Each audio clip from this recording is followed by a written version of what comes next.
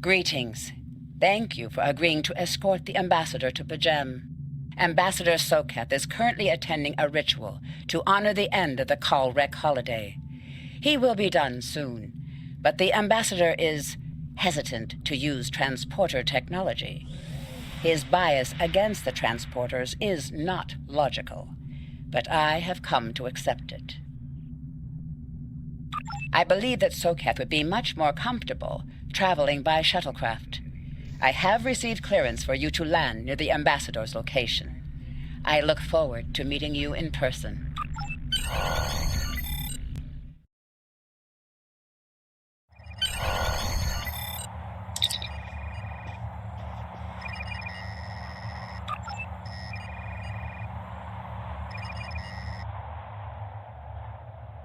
Starfleet shuttlecraft. This is Vulcan Orbital Control. You are cleared to land at the requested coordinates. Welcome to Vulcan.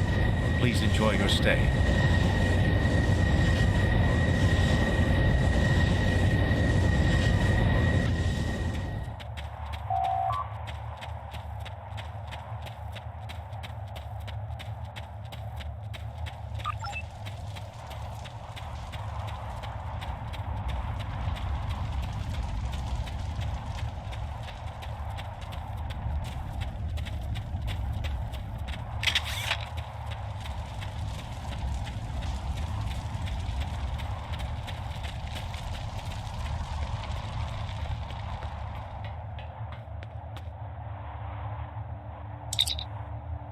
Captain, I regret to inform you that we have come to an impasse in completing your mission.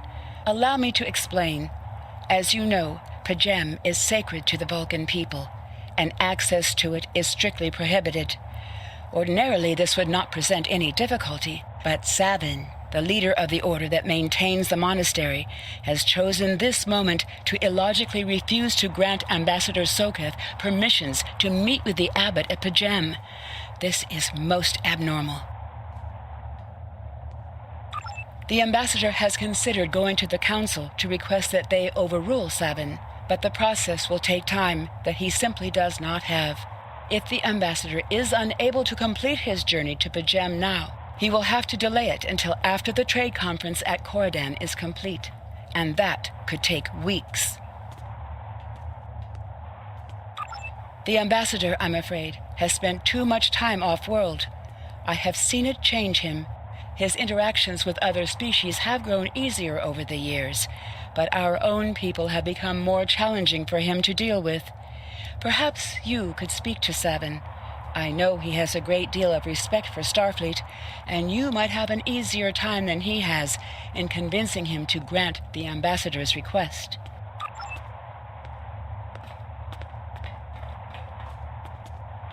Peace and long life. Do you seek knowledge of the ancestors?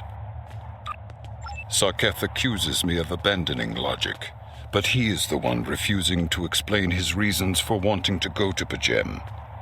The planet is sacred. Our ancestors walked those paths. They found understanding and serenity in its quiet. When I am at Pajem, I feel more at peace than any place else in the galaxy. Pajem has been touched by outside influences in the past. The Federation is at war. Now more than any other time, we must protect this refuge. Do you seek knowledge of the ancestors? I will permit it if you will pledge to me, on your honor as a Starfleet officer, that you will protect Pajem from harm. Soketh says his reasons for wanting to speak to the abbot are private. I will accept that, but only if you are with him. I know I can trust Starfleet. Please, protect Pajem from any who would violate its sanctity. Welcome to Vulcan. Do you have any questions? Excellent. Our departure has been delayed long enough by the whims of one man. I am prepared for the journey and can leave immediately.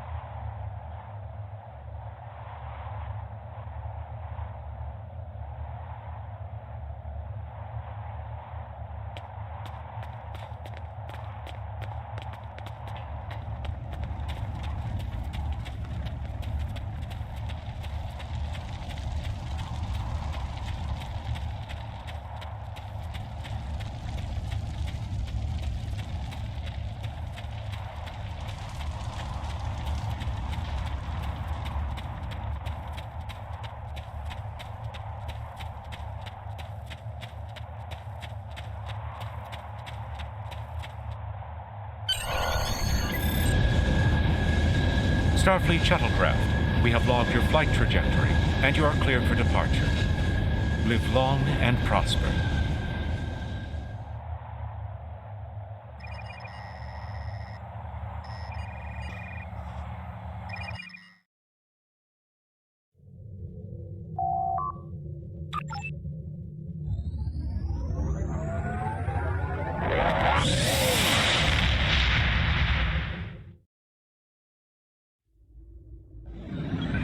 Your inventory has a replicator that will allow you to buy and...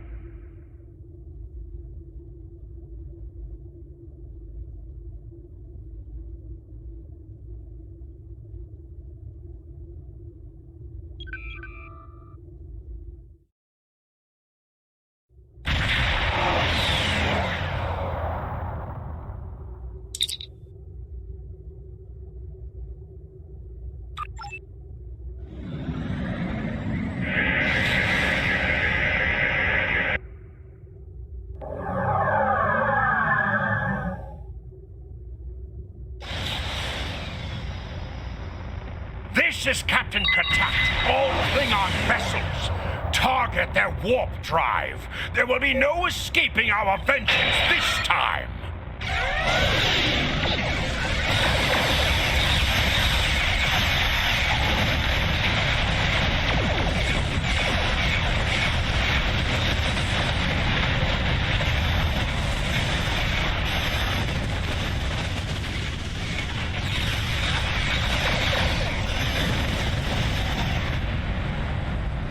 Cease your fire, Captain!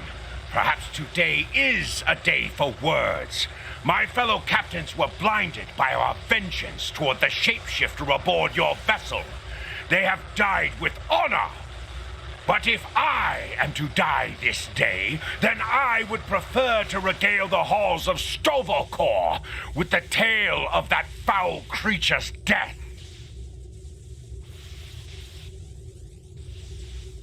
Ha! So even the mighty Federation has been fooled by the beast. Your guest from Vulcan is not as he or she seems, Captain. They are an Undine. They put on a false face and try to control us, but we Klingons know better. We will hunt them down until the last of these honorless dogs dies screaming. Proof? Pah! Allow me to stick a blade in its belly while I look it in the eye while it dies. That should be proof enough, even for Starfleet. If you wish the honor of the kill yourself, then it is yours to have. So long as the Undine dies, I will meet my death with eyes wide open and victory in my heart. I await your decision. Close hailing frequencies.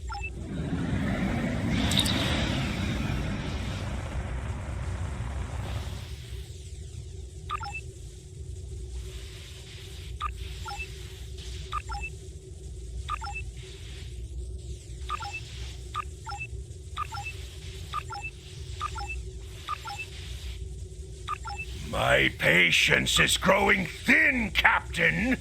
If you lack the stomach to slay the beast aboard your vessel, any Klingon here would gladly do it for you. I'd hate for you to stain that pretty Starfleet uniform with Undine blood. Then the beast is slain? Makka! Very good. Perhaps you've the heart of a warrior after all. Let me look upon our enemy, and tonight we will dine together as warriors and drink to the honored dead. Captain, I take my meditations very seriously. Why? Alive? You're a fool, Captain! Strike now before it's too late! You want proof? Then lower your shields and allow me to beam over. Once the Undine's blood coats my blade, you'll see it for what it truly is. A Grint hound in Tark's clothing. There's no need, Captain. The situation is not difficult to unravel. My concern lies in the logic of you entertaining this Klingon's meritless claim. A most illogical conclusion. Allow us to examine the facts, Captain.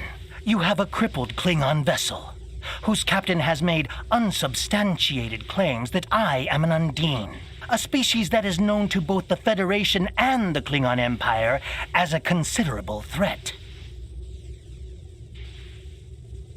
Potentially, but only if a great many other factors were to be true. Is it not much more likely that the Klingons have, in the face of defeat, instead sought to exploit Starfleet's desire for peaceful resolutions to conflict in order to repair their vessel and renew their assault?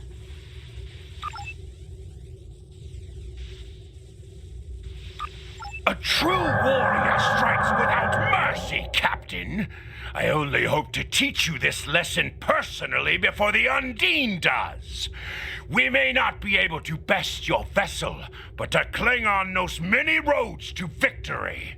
The beast may have evaded my vengeance for now, but I can still ruin its plans here at Pajem.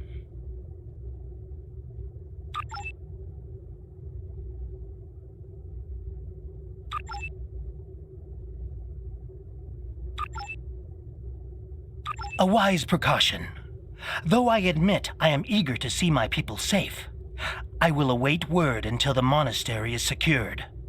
And Captain, let not my journey here be for naught.